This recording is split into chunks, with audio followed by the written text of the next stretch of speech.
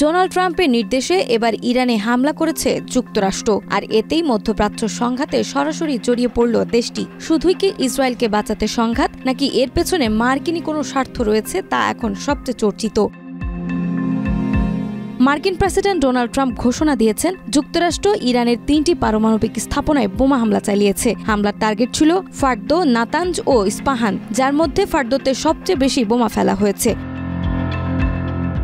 হামলার খবর তিনি নিজেই ওয়াশিংটনের সময় রাত 8টার কিছু আগে সামাজিক মাধ্যমে জানান। ট্রাম্প বলেন, সব উড়োজাহাজ ইরানের আকাশসীমার বাইরে নিরাপদে ফিরেছে। এটি কেবল যুক্তরাষ্ট্রই করতে পারে। এখন শান্তির সময়। একটি গোপন সূত্র জানায়, হামলার বিষয়টি আগেই জানত ইসরায়েল। ট্রাম্প পরে নেতানিয়াহুর সঙ্গেও কথা বলেন। তবে শুরুতে ট্রাম্প দ্বিধায় ছিলেন যুক্তরাষ্ট্র সরাসরি যুদ্ধে জড়াবে কিনা।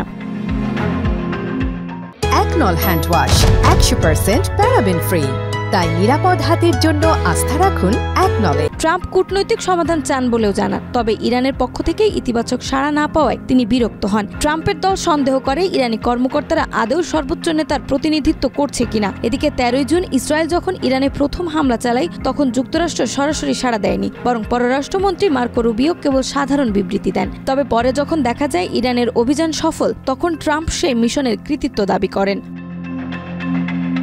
ট্রাম্প প্রশাসনের ইরানে সরাসরি হামলায় মধ্যপ্রাচ্যে নতুন উত্তেজনার জন্ম দিয়েছে। ইসরায়েলের সঙ্গে ঘনিষ্ঠ সমন্বয়, হোয়াইট হাউসে অভ্যন্তরীণ দ্বন্দ্ব, কূটনৈতিক উদ্বেগের ব্যর্থতা, সব মিলিয়ে এই পদক্ষেপ ভবিষ্যতের জন্য বড় ধরনের সংঘাতের ইঙ্গিত দিচ্ছে।